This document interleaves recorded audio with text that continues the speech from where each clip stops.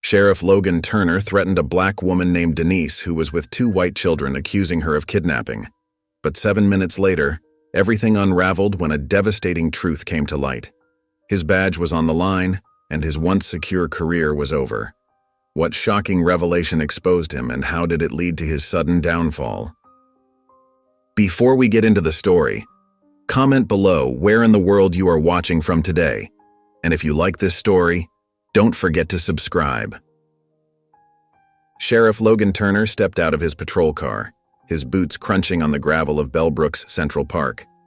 The warm southern sun beat down on his broad shoulders as he adjusted his hat, a confident smile playing on his weathered face. At 48 years old, Logan was the very picture of small-town authority.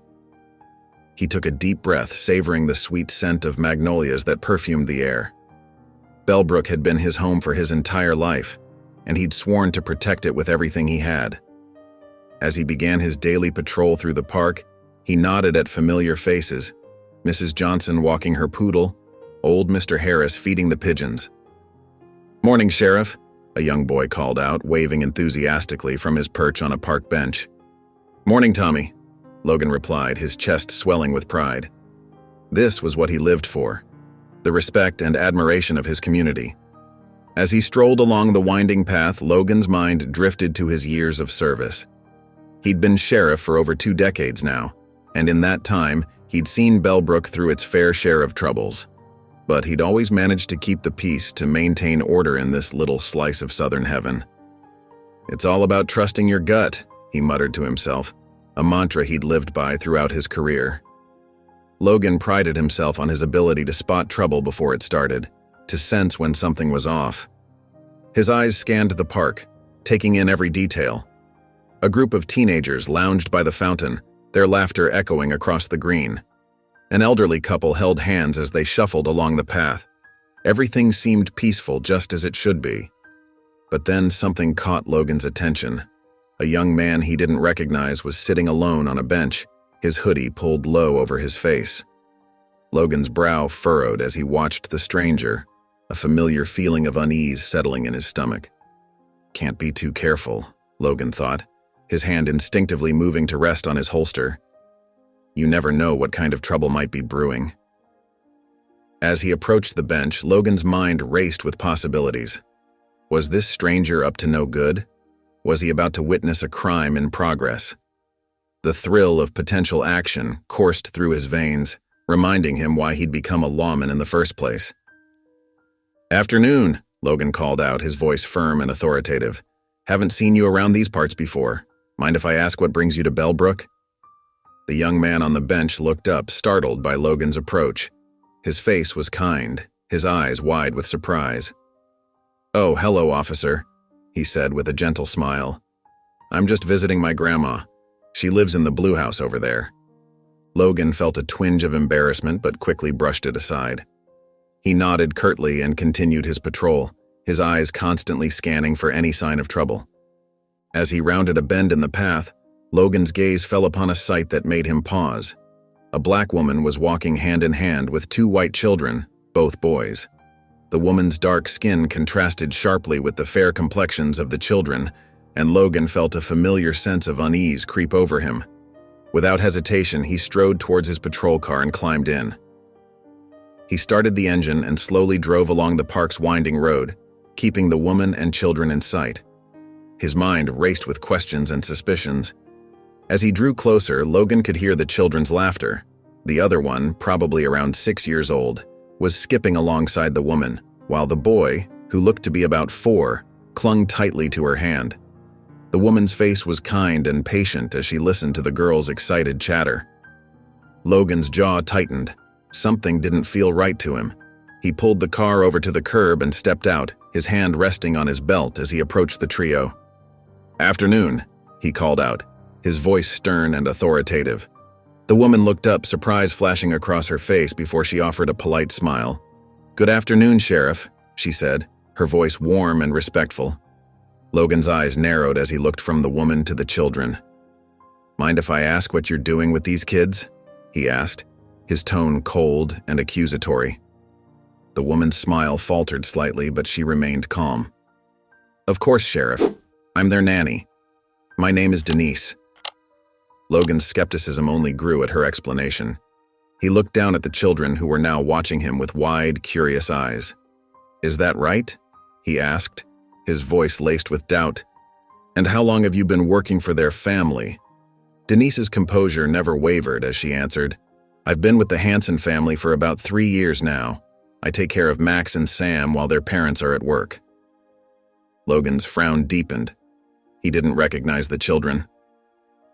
And where exactly do the Turners live? He pressed, his suspicion evident in every word. Logan's eyes narrowed as he continued to interrogate Denise. I've never seen you around here before, he said, his voice laced with suspicion. How do I know you're telling the truth about being their nanny? Denise took a deep breath, trying to maintain her composure. Sheriff, I understand your concern, but I assure you I'm not doing anything wrong. I've been caring for Max and Sam for years. Their parents trust me completely. The children, sensing the growing tension, began to shift uneasily. Max, the older boy, looked up at Denise with worried eyes. Miss Denise, why is the policeman mad at you? He asked, his voice trembling. Logan's face hardened. Son, I need you to tell me the truth. Do you know this woman? Or did she take you from somewhere? At Logan's harsh tone, Sam, the younger boy, burst into tears. He clung to Denise's leg, burying his face against her. I want Mommy, he wailed. Denise knelt down, trying to comfort the crying child. It's okay, sweetie. Everything's all right, she said softly, her voice soothing despite the fear she felt growing inside her. Logan took a step closer, his hand moving to rest on his holster. Step away from the children, ma'am, he ordered, his voice cold and authoritative. Denise's eyes widened in disbelief. Sheriff, please, she pleaded, her voice shaking slightly. You're scaring the children. I haven't done anything wrong. If you just let me call their parents. I said step away, Logan barked, cutting her off. By now, their confrontation had drawn the attention of several passers-by. A young woman across the street pulled out her phone and began recording the scene, her face a mixture of concern and disbelief. Max, tears now streaming down his face, tried to explain. She's our nanny. She takes care of us when Mommy and Daddy are at work. Please don't hurt her. Logan ignored the boy's pleas, his focus entirely on Denise. If you don't step away from those children right now, I'll have no choice but to place you under arrest, he threatened. Denise felt her heart pounding in her chest. She looked around desperately, hoping someone would intervene. The park, once peaceful, now felt like a battleground. She could see people watching, some with phones out, recording the unfolding drama. Please, Denise said, her voice barely above a whisper. Let me just call their mother. She can explain everything. Logan shook his head, unmoved by her plea. You're not calling anyone. Now, for the last time, step away from those children. The tension in the air was palpable as Denise, tears forming in her eyes, slowly stood up. Sam clung to her leg, sobbing uncontrollably, while Max looked on in confusion and fear. The bystander with the phone moved closer, making sure to capture every moment of the escalating situation. As Logan's frustration grew, he seemed to lose all patience with Denise's attempts to explain herself. His face flushed red with anger, and his voice rose to a shout. That's enough. I've heard all I need to hear. Denise's eyes widened in disbelief as Logan reached for his handcuffs. Sheriff, please. You're making a terrible mistake, she pleaded, her voice trembling. Logan ignored her, his jaw set in determination. He grabbed Denise's arm roughly, causing her to wince in pain. You have the right to remain silent, he began, his voice cold and authoritative. Max and Sam, watching in horror, began to cry even louder. No, don't hurt Miss Denise, sobbed, reaching out for her nanny. The park, once peaceful, now echoed with the sound of children's cries and Logan's stern voice as he continued to read Denise her rights. Bystanders watched in shock, many recording the scene on their phones. Just as Logan was about to snap the handcuffs onto Denise's wrists, the screech of tires filled the air. A car came to an abrupt halt nearby, and Rachel, the children's mother, burst out of the driver's seat. Stop! "What on earth are you doing?" Rachel shouted, her face a mixture of anger and disbelief as she ran towards them. Logan froze, the handcuffs dangling from his hand. He turned to face Rachel, confusion evident in his expression. Rachel reached Denise and the children, pulling them close to her. "Sheriff Turner, what is the meaning of this?" she demanded, her voice shaking with fury. Logan stammered, caught off guard by Rachel's sudden appearance. "Ma'am, You were just what?" Rachel interrupted, her eyes blazing. "Arresting our nanny? Traumatizing our children?" Logan's face paled as the realization of his mistake began to dawn on him. "Your nanny?" he repeated weakly. Rachel nodded emphatically. "Yes, our nanny. Denise has been with our family for years. She's not just our employee, she's a dear friend." The sheriff stood there, stunned into silence. The handcuffs slipped from his grasp, clattering to the ground. Rachel turned to Denise, her voice softening. "Are you all right? Did he hurt you?" Denise, still shaken, nodded slowly. "I'm okay," she said, her voice barely above a whisper. Rachel then faced Logan again, her eyes narrowing. "I demand an explanation, Sheriff Turner. Right now." Rachel's hands shook with anger as she pulled out her phone. Her fingers flew across the screen, dialing her husband's number. The park fell silent, save for the soft whimpers of Max and Sam, who clung to Denise's legs. "John," Rachel said, her voice tight with barely contained fury. "I need to report to you something. Sheriff Turner just tried to arrest Denise for kidnapping our children." She paused, listening to her husband's shocked response. "Yes, you heard me right. I want him in your office immediately." Rachel ended the call and turned to face Logan, her eyes blazing. "Sheriff Turner, you have made a grave mistake today, one that will not be overlooked." Logan stood frozen, his face pale and his mouth slightly agape. The gravity of his actions was starting to sink in, and beads of sweat formed on his forehead. I was just following protocol," he stammered, but his voice lacked conviction. "Protocol?" Rachel scoffed. "Is it protocol to traumatize innocent children? To humiliate and threaten a woman who's done nothing wrong?" The crowd that had gathered watched in stunned silence. The bystander who had been recording earlier kept their phone trained on the unfolding scene, capturing every moment of the intense confrontation. Denise, still shaken, knelt down to comfort Max and Sam. "It's okay, sweethearts," she murmured, pulling them close. "Everything's going to be all right now." The tense silence was broken by the sharp ring of Logan's phone. He fumbled to answer it, his hands trembling slightly. "Sheriff Turner speaking," he said, trying to keep his voice steady. "And the voice on the other end was loud enough for those nearby to hear. "Sheriff, this is Mayor Hansen. I want you in my office immediately. No excuses." Logan's face drained of what little color it had left. "Yes, sir," he replied weakly. "I'll be there right away." As he ended the call, Logan looked around at the faces watching him. Some showed anger, others disappointment, and a few even pity. He suddenly felt very small and very foolish. I'm sorry," he said, his voice barely above a whisper. "I made a terrible mistake." Rachel, still fuming, nodded curtly. "Yes, you did. And now you'll have to face the consequences."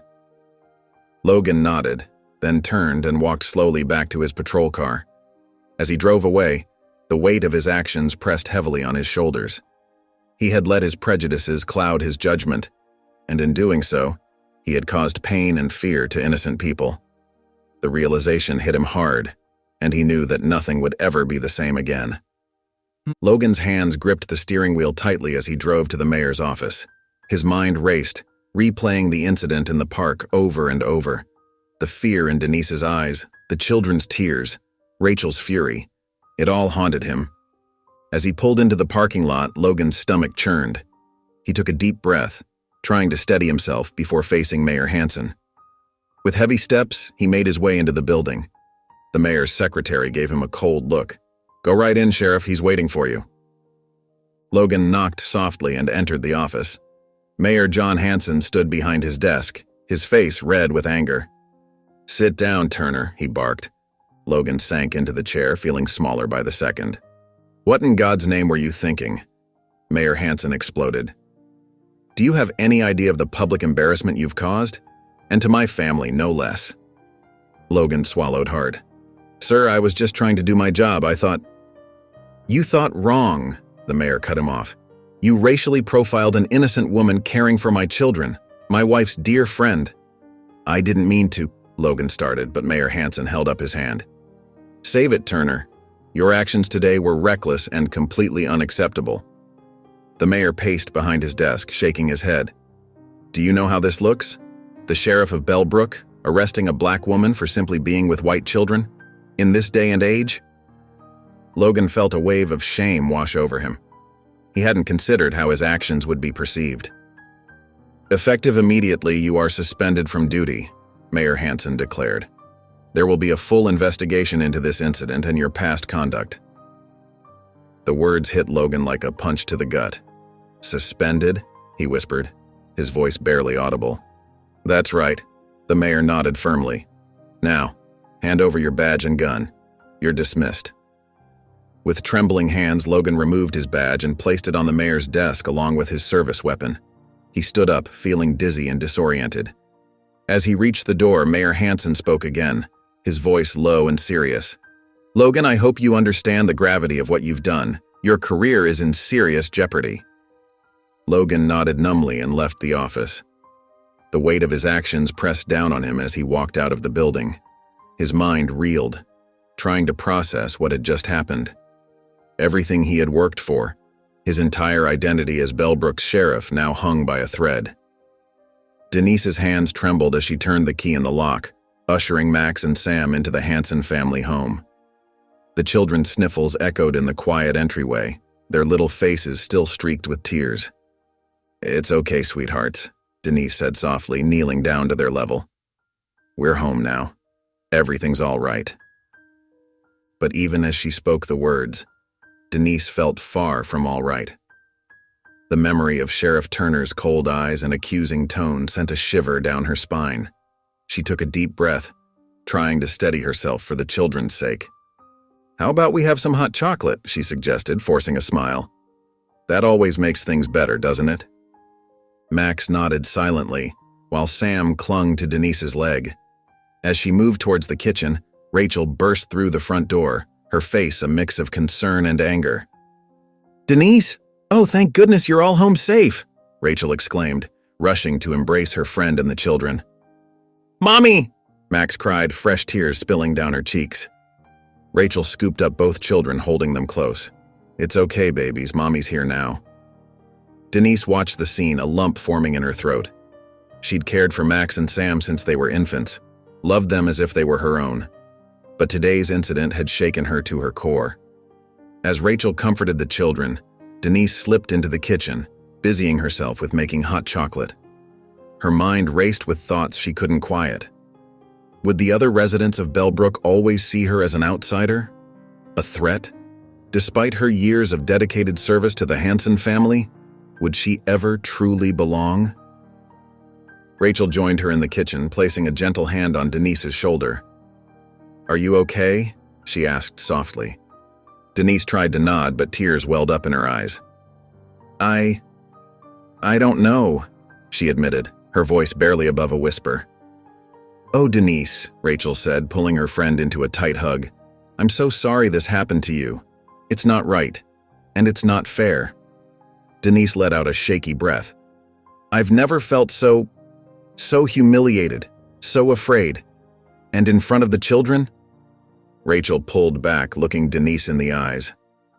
Listen to me. You are family to us. We will stand by you no matter what. That sheriff had no right to treat you that way, and he will face consequences for his actions. Denise nodded, grateful for Rachel's words, but the fear and doubt still lingered. I thought Bellbrook was different, that I had found a place where I truly belonged. You do belong here, Rachel insisted. We'll get through this together, I promise. As they finished preparing the hot chocolate, Denise tried to take comfort in Rachel's reassurances. But the memory of Sheriff Turner's suspicion and the stares of onlookers in the park haunted her. She couldn't shake the feeling that no matter how long she lived in Bellbrook, some people would always see her as an outsider. Meanwhile, in the digital realm, a storm was brewing. The video captured by the bystander in the park began its journey through the vast network of social media. At first, it was shared among local Bellbrook residents, eliciting shocked comments and angry reactions. But within hours, the footage took on a life of its own. The video spread like wildfire, jumping from one platform to another. Twitter, Facebook, Instagram, all were ablaze with the shocking images of Sheriff Logan Turner forcefully trying to arrest Denise, and Rachel's dramatic intervention. Each share, each retweet, each angry comment added fuel to the fire. By nightfall, the video had gone viral, catching the attention of national news outlets. Headlines flashed across screens across the country. Small-town sheriff accused of racial profiling. Nanny wrongfully arrested while caring for children.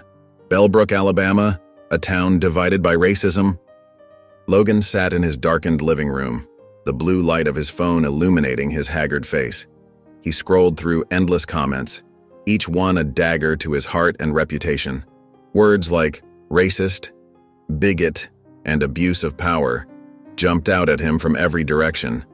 He watched helplessly as the career he had built over decades crumbled before his eyes. Local news vans parked outside the sheriff's office, their lights cutting through the quiet Bellbrook night. Reporters clamored for statements, their microphones thrust towards anyone who might have a connection to the incident. The peaceful town Logan had sworn to protect was now at the center of a national firestorm. As dawn broke, Logan's phone buzzed with a message from the mayor. Emergency town meeting, 9 a.m. Logan's stomach churned. He knew this was just the beginning of a long and painful reckoning. Across town, Denise woke to find her own phone flooded with messages of support from friends, family, and even strangers who had seen the video. While touched by the outpouring of love, she felt a deep sense of unease. She had never wanted to be at the center of such controversy, and the thought of facing the public eye filled her with dread. As Bellbrook stirred to life that morning, its residents found their quiet town thrust into an uncomfortable spotlight. The incident in the park had become more than just a local matter. It was now part of a larger national conversation about race, policing, and justice in America. As the sun rose over Bellbrook, a crowd began to gather outside the sheriff's department. What started as a handful of concerned citizens quickly swelled into a sea of angry faces, their voices rising in unison. Signs bobbed up and down, bearing slogans like "Justice for Denise" and "No place for racism in Bellbrook." Logan watched from his office window, his jaw clenched tight. He couldn't believe how quickly things had spiraled out of control. The protesters' chants echoed through the building, impossible to ignore. "This is ridiculous," he muttered to himself, shaking his head. "I was just doing my job." As the day wore on, the crowd only grew larger. Local activists took turns speaking through megaphones, their words sharp and accusatory. News vans lined the street, their cameras capturing every moment of the unfolding drama. Logan's phone buzzed constantly with messages from concerned friends and family members. He ignored most of them, not ready to face their questions or disappointment. But when his daughter Megan's name flashed on the screen, he hesitated before answering. "Dad, we need to talk." Megan's voice was tight with emotion. "Can you come over?" Logan sighed, rubbing his temples. "Honey, I'm dealing with a lot right now. Can it wait?" "No, Dad, it can't." An hour later, Logan found himself sitting in Megan's living room, the tension palpable between them. His daughter paced back and forth, her eyes red-rimmed from crying. "How could you, Dad?" Megan finally burst out. "Do you have any idea how this looks? How it makes our whole family look?" Logan leaned back, crossing his arms defensively. "Now, Megan, you don't understand. I was just following protocol. That woman was acting suspicious." "Her name is Denise, Dad," Megan interrupted, her voice rising. "She's a person, not just some suspicious woman, and she was doing nothing wrong." "You weren't there," Logan insisted, his own frustration mounting. "You don't know what I saw." Megan stopped pacing, fixing her father with a look of deep disappointment. "What you saw was a black woman with white children, and you immediately assumed the worst. That's not following protocol, Dad. That's prejudice." Logan felt his face grow hot. "Now you listen here." But Megan wasn't finished. "No, you listen. This isn't just about you anymore. Your actions have consequences for all of us. My friends are asking me how I can be related to someone like you. My coworkers are giving me strange looks. Even little Tommy is getting teased at school because his grandpa is the racist sheriff." Logan's heart sank at the mention of his grandson, but he pushed the feeling aside. "This will all blow over soon," he said, more to convince himself than Megan. "People will forget about it in a week." Megan shook her head, tears welling up in her eyes. "No, Dad, this isn't going away, and until you realize that what you did was wrong, neither is the pain you've caused." As the days passed, the video of Logan's confrontation with Denise continued to spread like wildfire across social media platforms. What had started as a local incident quickly ballooned into a national conversation about racial profiling and police misconduct. News vans from major networks lined the streets of Bellbrook, their satellite dishes reaching towards the sky like metal trees. Logan sat in his living room, the TV flickering with images of himself and Denise. He watched, mouth agape, as pundits dissected his actions frame by frame. The words racist and prejudiced were thrown around casually, each utterance feeling like a physical blow to his chest. "This is ridiculous," he muttered, fumbling for the remote to change the channel. But no matter where he turned, there was no escape from the story that had engulfed Bellbrook. On social media, the hashtag #FireLoganTurner trended nationwide. People from all corners of the country weighed in, sharing their own experiences with racial profiling and demanding justice for Denise. Logan's inbox overflowed with angry messages from strangers, each one chipping away at his already crumbling resolve. The pressure mounted as civil rights organizations began calling for Logan's immediate termination. They argued that his actions demonstrated a clear bias that made him unfit to serve as a law enforcement officer. Petitions circulated online, gathering thousands of signatures within hours. Logan felt the walls closing in around him. He paced his house like a caged animal, alternating between bouts of anger and moments of crushing despair. Despite the overwhelming evidence against him, he clung desperately to his belief that he had done nothing wrong. "I was just doing my job," he repeated to himself, a mantra that was beginning to sound hollow even to his own ears. "Anyone would have done the same in my position." But as the backlash intensified, doubt began to creep into Logan's mind. He found himself replaying the incident over and over, questioning his actions for the first time. The fear in Denise's eyes, the children's tears, these images haunted him, chipping away at his certainty. Still, Logan's pride wouldn't let him fully acknowledge his mistake. He lashed out at anyone who tried to make him see reason, pushing away even those closest to him. His defensiveness became a shield, protecting him from the harsh reality of what he had done. As Bellbrook became the epicenter of a national debate on racial justice, Logan Turner found himself at the eye of the storm, clinging desperately to his convictions, even as the world around him demanded change. The local news station's van pulled up outside Denise's modest home, its satellite dish reaching towards the sky. Inside, Denise sat on her couch, hands clasped tightly in her lap as she tried to calm her nerves. The reporter, a young woman with kind eyes, adjusted her microphone and gave Denise a reassuring smile. "Are you ready, Ms. Winston?" the reporter asked gently. Denise nodded, taking a deep breath. "Yes, I think so." The camera rolled and the interview began. At first, Denise's voice wavered slightly as she recounted the events in the park, but as she spoke, her words gained strength, fueled by the emotions she had been holding back. "I've never felt so scared in my life," Denise said, her eyes glistening with unshed tears. "When Sheriff Turner grabbed my arm, I thought I might never see my family again. All I could think about was Max and Sam, how terrified they looked." The reporter nodded sympathetically, encouraging Denise to continue. "Those children," Denise's voice cracked, "they're like my own. I've been with them since they were babies. And now, every time I take them to the park, I see the fear in their eyes. They keep asking if the mean policeman will come back." Denise paused, wiping a tear from her cheek. The camera zoomed in, capturing the raw emotion on her face. "I've lived in Bellbrook for years," she continued. "I thought this was my home. But now, I don't know if I'll ever feel safe here again. Every time I walk down the street, I wonder if people are looking at me differently, if they're judging me, or worse, if they think I don't belong." The reporter leaned forward, her voice soft. "How has this incident affected your view of Bellbrook and its people?" Denise sighed deeply.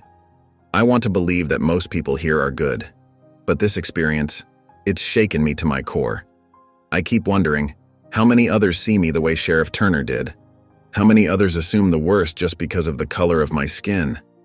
As Denise spoke, her words resonated with a power that transcended the small living room. Viewers watching at home felt their hearts ache for this woman who had been wronged, whose sense of security had been shattered in a single afternoon. "I love those children," Denise said, her voice strong despite the tears in her eyes. "And I won't let this incident change that.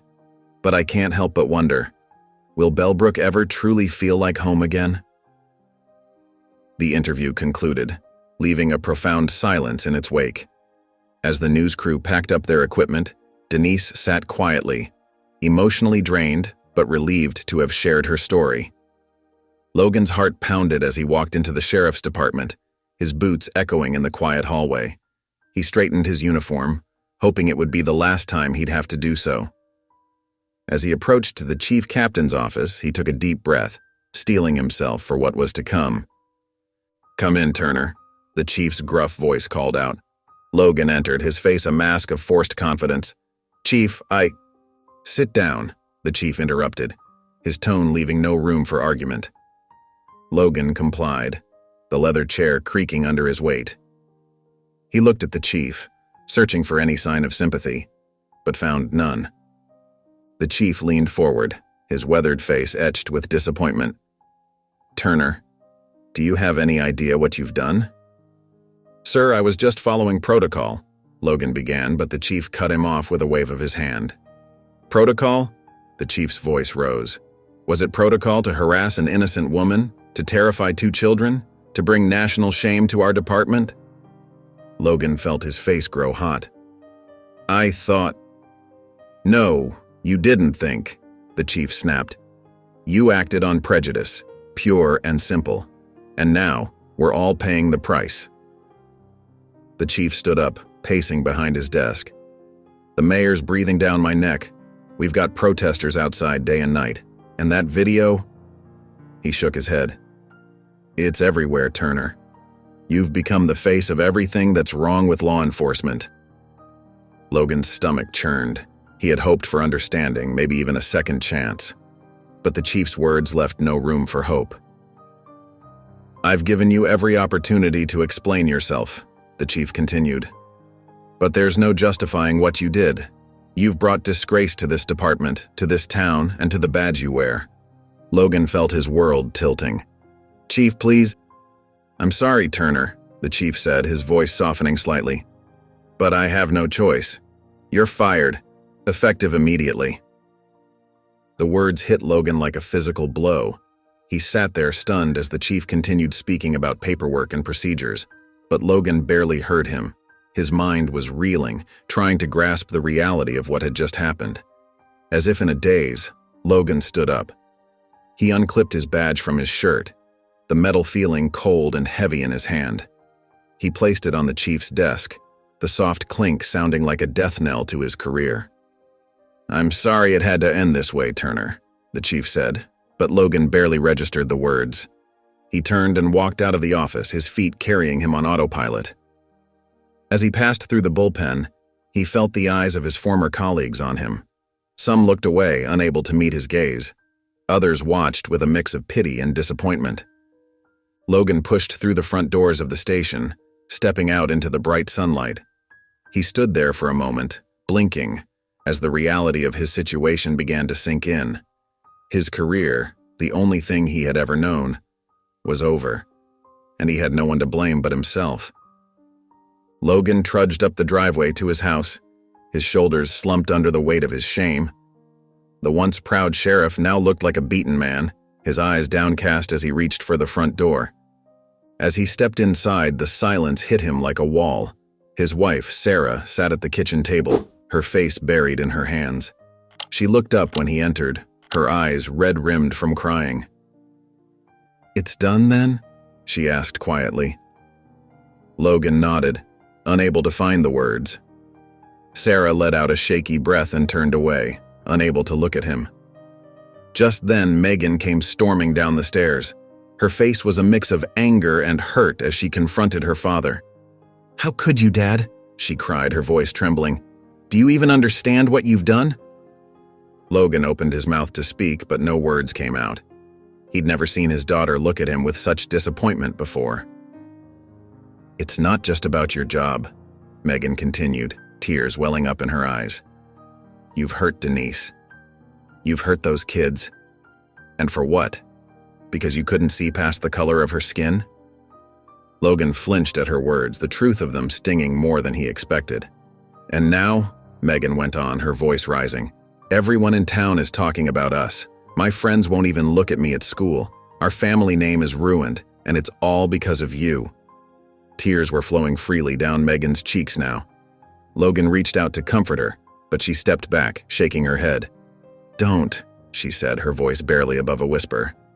"I don't even know who you are anymore, Dad. How could you do this? How could you be so blind?" Logan stood there, speechless. He looked into his daughter's eyes and saw not just disappointment, but a deep, profound hurt. It was a pain he had caused, and the realization hit him like a physical blow. For the first time, Logan truly began to understand the magnitude of what he had done. It wasn't just his career he had destroyed. He had let down his family, shattered their trust, and tarnished everything they had built together. As Megan turned away, unable to look at him any longer, Logan felt a wave of shame wash over him. He had always prided himself on protecting his community, but now he saw that his actions had done nothing but cause pain and division.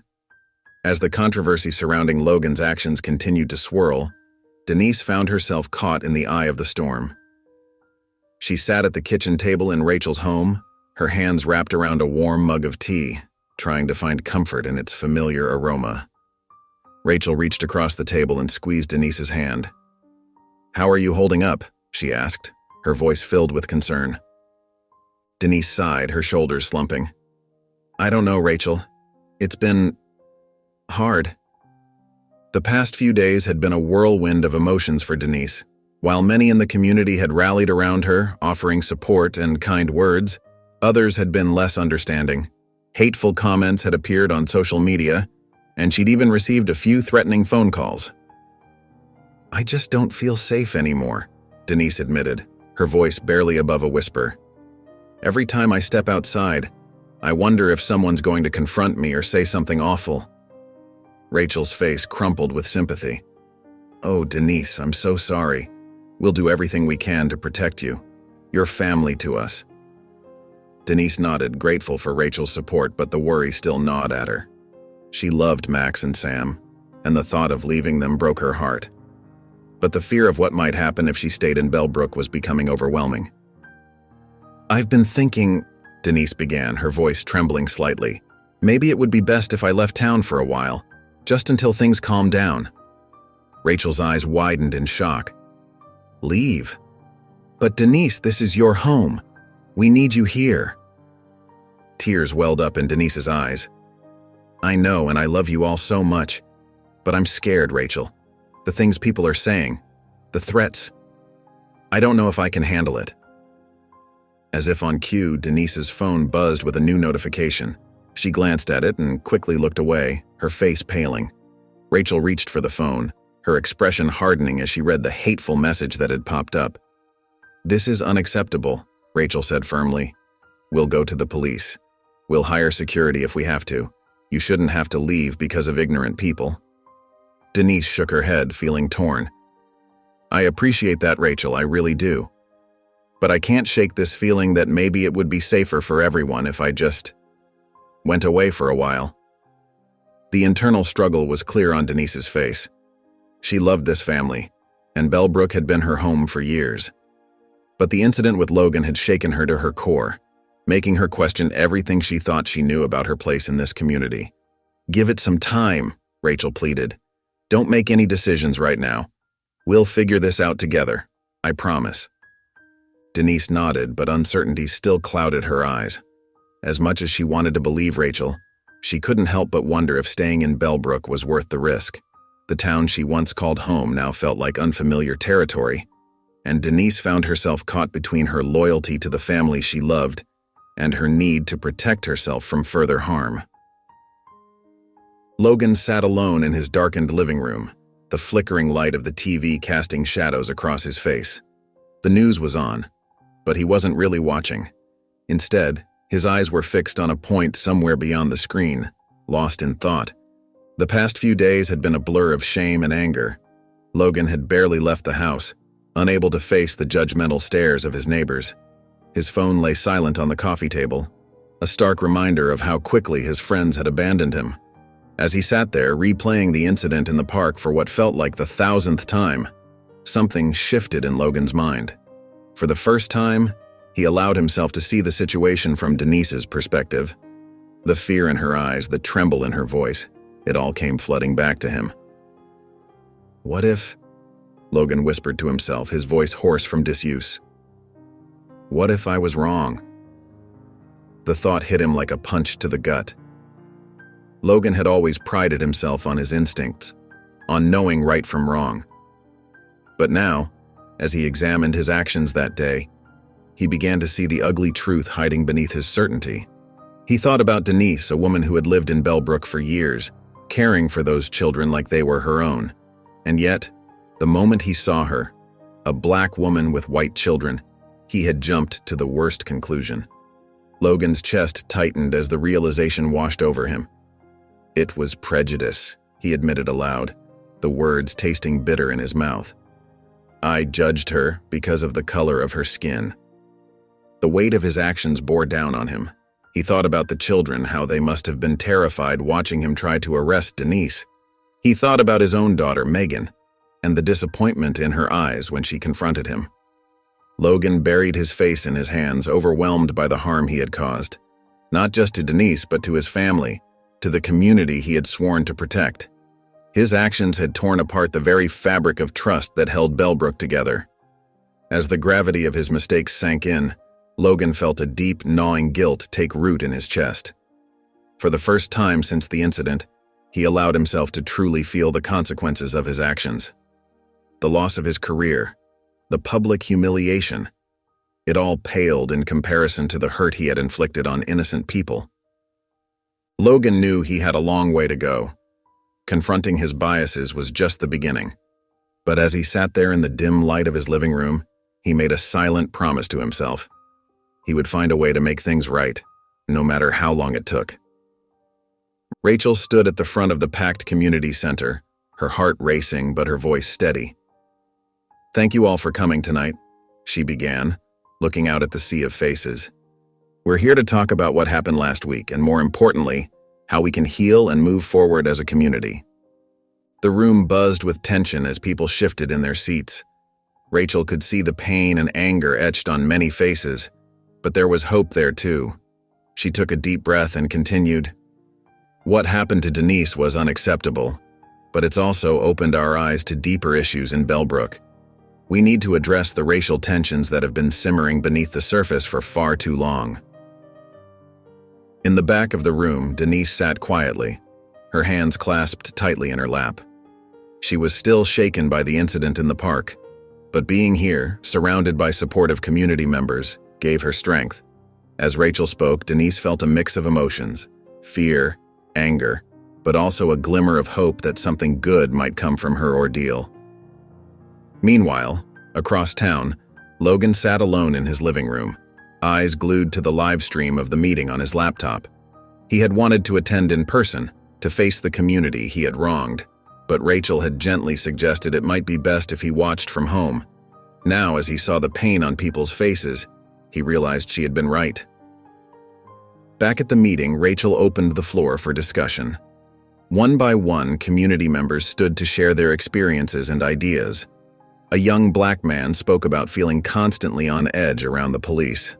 An older white woman admitted to her own biases and asked how she could do better. Through it all, Rachel moderated with compassion and firmness, ensuring everyone was heard.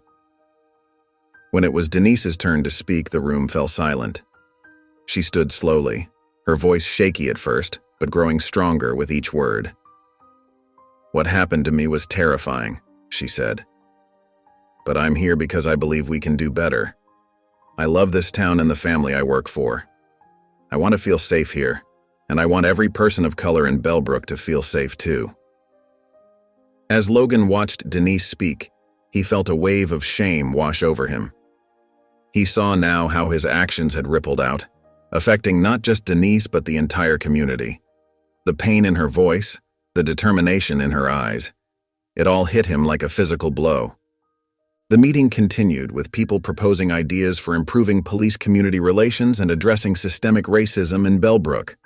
Rachel jotted down notes furiously, determined to turn these suggestions into concrete actions. As the days passed, Logan's isolation grew more oppressive. The weight of his actions bore down on him, crushing his spirit and forcing him to confront the harsh reality of what he had done. He spent hours pacing his empty house, replaying the incident in the park over and over in his mind. Each time, he saw his actions through a new lens, recognizing the fear in Denise's eyes and the pain he had caused. One particularly sleepless night, Logan reached his breaking point. He sat on the edge of his bed, head in his hands, as tears began to fall. For the first time, he allowed himself to feel the full impact of his prejudice and the damage it had wrought. He could no longer hide behind excuses or justify his behavior. The truth was painfully clear. He had been wrong. Terribly wrong. As dawn broke, Logan made a decision. He knew it wouldn't be easy, but he had to take the first step toward making things right. With shaking hands, he picked up his phone and dialed Rachel's number. Rachel was surprised to see Logan's name on her caller ID.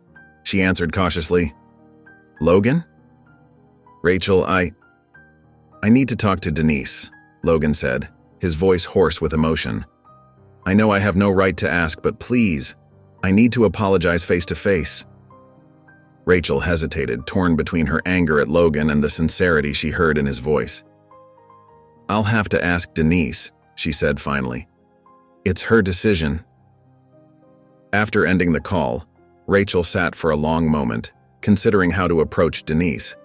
She knew the nanny was still struggling with the aftermath of the incident, but she also believed in the power of healing through honest conversation. Rachel found Denise in the kitchen, preparing lunch for the children. "Denise," she said gently, "I have something to ask you, and I want you to know that you can say no if you're not comfortable." Denise looked up, curiosity and apprehension mingling in her eyes. "What is it, Rachel?" "Logan called. He wants to meet with you privately to apologize." Rachel watched Denise's reaction carefully. "You don't have to if you're not ready." Denise's hand stilled on the cutting board. A mix of emotions flashed across her face: fear, anger, and something else. Perhaps hope? She took a deep breath, steadying herself. I think I need to hear what he has to say," she said slowly. "But I'm scared, Rachel." Rachel reached out and squeezed Denise's hand. "I understand. We can set it up however you feel most comfortable. I'll be right outside if you need me." Denise nodded, grateful for Rachel's support. As she turned back to preparing lunch, her mind raced. She knew this conversation with Logan would be difficult, but perhaps it was a necessary step toward healing, not just for her, but for the entire community. The day of the meeting arrived and tension hung thick in the air. Logan stood nervously outside Rachel's house, his heart pounding.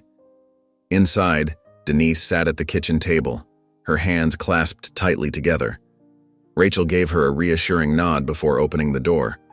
Logan stepped inside, his eyes immediately finding Denise. The confident sheriff was gone, replaced by a man humbled by his mistakes. "Thank you for agreeing to see me," he said softly. Denise nodded, gesturing for him to sit. Logan took a deep breath, his voice shaking as he began to speak. Denise, I'm so sorry. What I did to you and the children that day was inexcusable. Tears welled up in Logan's eyes as he continued. I've spent days thinking about my actions, and I realize now how wrong I was. My prejudices, my assumptions, they blinded me. I caused you and those innocent children so much pain, and I can never take that back. Denise listened silently, her own eyes glistening with unshed tears. Logan's words were raw and honest, cutting through the hurt she'd been carrying. I know an apology isn't enough, Logan said, his voice breaking, but I want you to know that I'm truly, deeply sorry.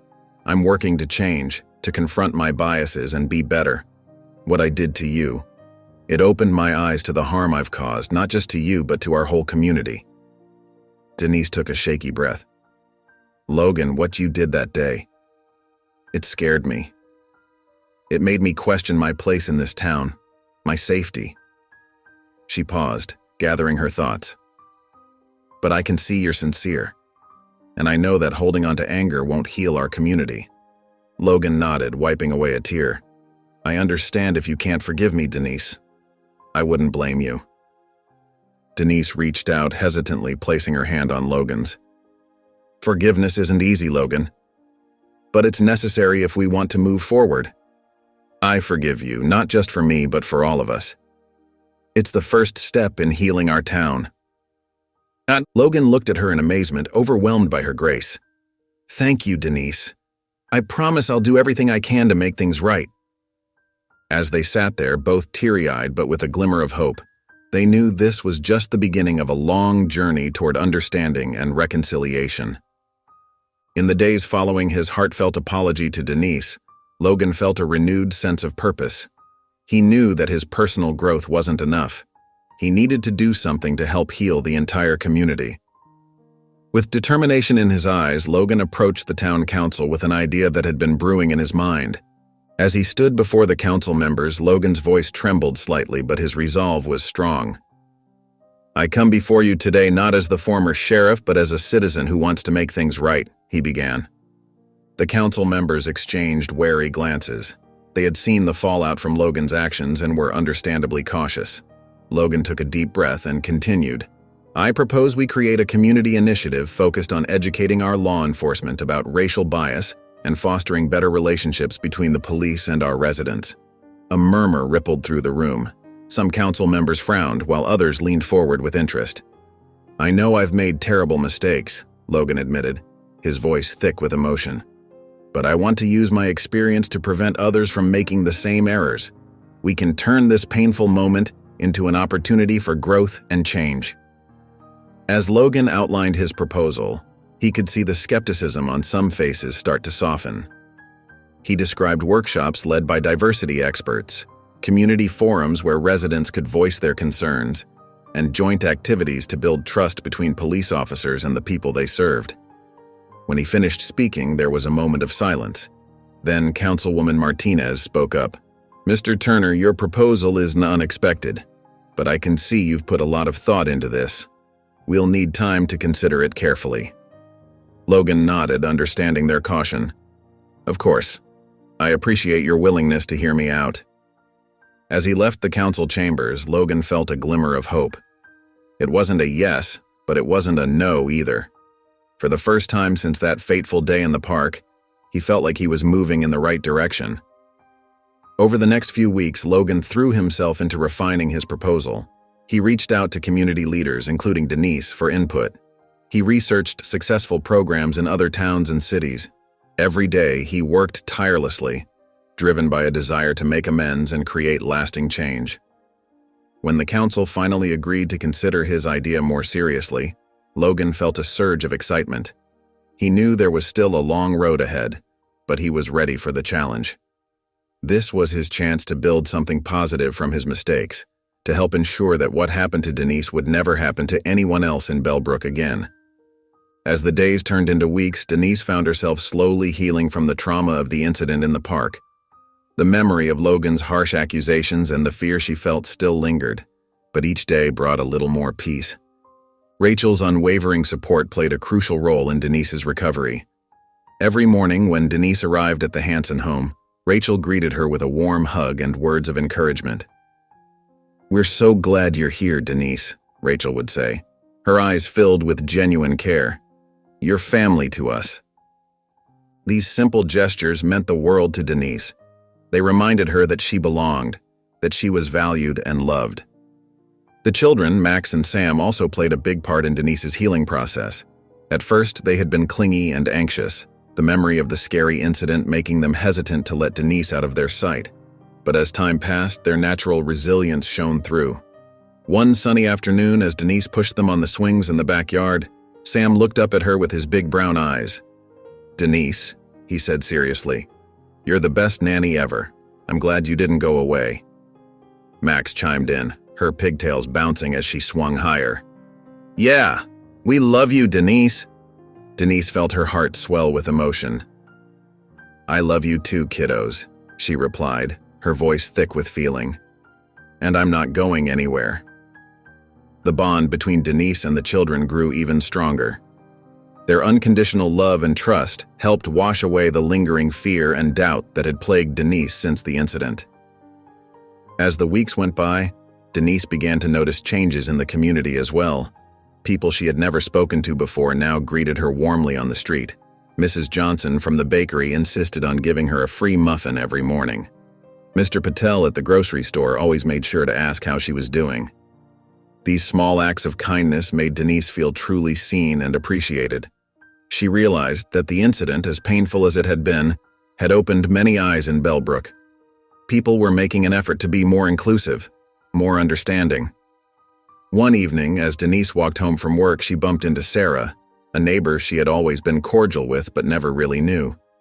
Sarah smiled warmly and said, "Denise, I just wanted to say how sorry I am for what happened to you. And I want you to know that we're glad you're part of our community." Denise felt a lump in her throat. "Thank you, Sarah," she replied. "That means a lot to me." As she continued her walk home, Denise felt a newfound sense of belonging wash over her. The town that had once felt alien and sometimes hostile now felt like home. She was proud of the progress she was seeing, both in herself and in Bellbrook. As the summer sun warmed Bellbrook's streets, Logan's community initiative began to take shape. The town hall, once a place of heated debates and finger-pointing, now buzzed with a different energy, one of hope and collaboration. Logan stood at the back of the packed room, his heart pounding as he watched people from all walks of life file in. There were faces he recognized, old colleagues from the sheriff's department, local business owners, and longtime residents. But there were also new faces, people of color who had long felt invisible in Bellbrook's community discussions. Mayor Hanson stepped up to the podium, his voice strong and clear. "Welcome, everyone. Today marks the beginning of a new chapter for Bellbrook. We're here to listen, to learn, and to grow together." As the mayor spoke, Logan caught Denise's eye across the room. She gave him a small nod, and he felt a weight lift from his shoulders. Her forgiveness had been the first step, but this was how he would truly make amends. The first town hall meeting was just the beginning. Over the next few weeks, Logan found himself busier than he'd ever been, even as sheriff. He worked tirelessly alongside community leaders, organizing workshops on racial sensitivity for law enforcement officers and open dialogues between police and civilians. One sunny afternoon, Logan stood before a group of his former colleagues, his palms sweaty as he began to speak. "I know many of you are wondering why I'm up here," he started, his voice shaky but determined. "I'm here because I made a mistake, a big one, and I want to make sure none of you ever make the same one." As Logan shared his story and the lessons he'd learned, he saw something change in the eyes of his former co-workers. The defensiveness melted away, replaced by understanding and, in some cases, shame. After the workshop, Officer Johnson, a young rookie, approached Logan. "I never thought about it that way before," he admitted. "Thank you for sharing your experience. It's opened my eyes." The initiative wasn't just changing minds in the police force. All across Bellbrook, people were talking, sharing, and most importantly, listening. At the local diner, Logan overheard Mrs. Thompson, a lifelong resident, chatting with Mr. Washington. one of the few black business owners in town. "I had no idea," Mrs. Thompson was saying, her eyes wide. "I never thought about how it must feel to be watched every time you enter a store." "I'm so sorry, James." Mr. Washington patted her hand gently. "It's okay, Martha. What matters is that we're talking about it now." As the weeks turned into months, Logan began to feel a shift in Bellbrook's atmosphere. The tension that had hung over the town like a heavy cloud began to lift. People smiled more on the streets, engaged in conversations they might have avoided before. As the community initiative gained momentum, Megan Turner watched from afar. She had distanced herself from her father since the incident, her disappointment and anger creating a chasm between them. But as summer turned to fall, she couldn't help but notice the changes in Logan. One crisp afternoon, Megan found herself at the local coffee shop, her hands wrapped around a warm mug. Through the window, she spotted her father across the street, deep in conversation with Mr. Washington. Logan's face was earnest, his body language open and attentive. It was a far cry from the rigid, authoritative stance she'd grown up seeing. Megan's curiosity got the better of her. Over the next few weeks, she began to pay closer attention to her father's activities. She overheard snippets of phone calls, saw flyers for community meetings, and noticed the way people in town were starting to look at Logan differently, with respect instead of fear or anger. One evening, after much internal debate, Megan decided to attend one of the community dialogue sessions. She slipped into the back of the room, hoping to remain unnoticed. As Logan stood up to speak, Megan felt her breath catch in her throat. "I stand before you today not as the man I was, but as the man I'm striving to become," Logan began, his voice filled with a humility Megan had never heard before. "My actions hurt not just Denise and the Hansons family, but our entire community. I'm here to listen, to learn, and to do better." As Logan continued to speak, Megan felt tears welling up in her eyes. This wasn't the stubborn, set-in-his-ways father she'd known. This was a man who had faced his mistakes head-on and was working tirelessly to make things right. After the meeting, Megan approached her father hesitantly. "Dad?" she said softly. Logan turned, surprise and hope flickering across his face. "Megan? I didn't know you were here." For a moment, they stood in awkward silence. Then Megan took a deep breath. "I've been watching you, Dad. The work you're doing, it's really making a difference." Logan's eyes softened. "I'm trying, sweetheart. I know I let you down, but I promise I'm doing everything I can to be better." Megan nodded, feeling the wall between them start to crumble. "I can see that," she said. "And I'm proud of you, Dad." Those words seemed to break something open in Logan. He pulled Megan into a tight hug, his shoulders shaking slightly. "I'm so sorry, Megan, for everything." As they embraced, Megan felt the last of her anger melt away. She knew they had a long way to go, but this was a start, a new beginning for their relationship, built on honesty, growth, and forgiveness. As the leaves turned golden and fell from the trees, Bellbrook began to change too. The racial tensions that had gripped the town started to loosen their hold, like frost melting under the warmth of the sun. The community initiative, once met with skepticism, now drew people together like a beacon of hope. On a crisp Saturday morning, Denise walked hand in hand with Max and Sam through the town square. The air was filled with the chatter of voices and the aroma of fresh coffee from the local cafe. As they passed by, Denise noticed something different. The smiles directed her way were warmer, more genuine. There was a lightness in the air that hadn't been there before. "Denise?" Max tugged at his hand, his eyes bright with excitement. "Look, it's the new playground." Denise followed Max's gaze to the newly renovated playground. It was a colorful oasis in the heart of the town, filled with children of all backgrounds laughing and playing together. The sight brought tears to Denise's eyes. "Can we go play?" Sam asked, bouncing on his toes. Denise nodded, her heart full. "Of course, sweetie, go on." As she watched the children run off, a familiar voice called out to her. "Denise, good morning." She turned to see Rachel approaching, a warm smile on her face. The two women embraced, their friendship stronger than ever. "How are you doing?" Rachel asked, her eyes searching Denise's face. Denise took a deep breath, looking around at the bustling square. You know what? I'm doing really well. This town, it's changing. I can feel it. Rachel nodded, her eyes shining. It is. And you're a big part of that change, Denise. The way you've handled everything, your forgiveness. It's inspired so many people. Denise felt a warmth spread through her chest. For the first time in a long while, she felt truly at home in Bellbrook. The fear and uncertainty that had plagued her after the incident with Logan had faded, replaced by a sense of belonging and purpose. As they watched Max and Sam play, Denise reflected on how far they'd all come. The children had shown remarkable resilience, their love for her unwavering despite the traumatic event they'd witnessed. If anything, their bond had grown stronger, a testament to the power of love and understanding. You know, Denise said softly, I never thought I'd say this, but I'm proud to be part of this community. We've still got work to do, but we're moving in the right direction. Rachel squeezed her hand.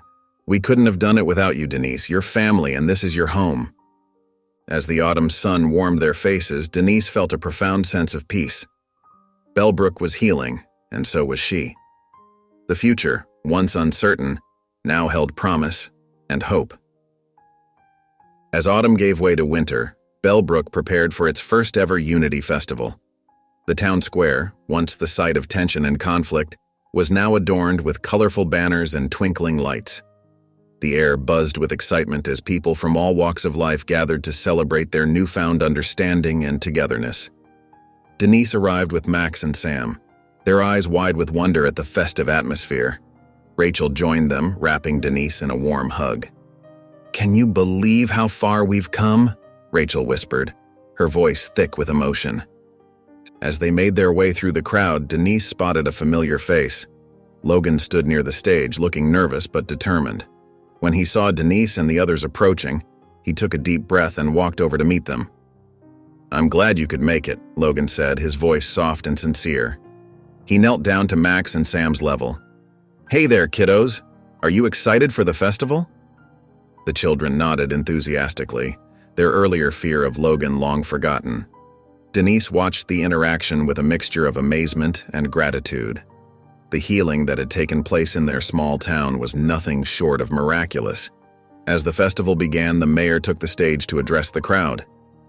Today, we celebrate not just our diversity, but our unity, he proclaimed. We've faced challenges, but we've grown stronger because of them, and we have some very special people to thank for that. The mayor gestured towards Denise, Logan, and Rachel, inviting them to join him on stage. As they stood together, a symbol of progress and reconciliation, the crowd erupted in applause. Logan stepped forward, his voice wavering slightly as he spoke. I made a terrible mistake, he began, but through the grace and forgiveness of this community, especially Denise, I've learned and grown. My days as a sheriff are over, but my commitment to this town and its people is stronger than ever. Denise squeezed Logan's shoulder supportively as she took her turn to speak. Bellbrook is my home, she said, her voice clear and strong. And today, I'm proud to say that. We've shown that with understanding and compassion, we can overcome anything. As they left the stage, Max and Sam ran up to hug Denise. The crowd around them smiled, touched by the simple gesture of love and trust. Logan watched the scene, his eyes misty with emotion.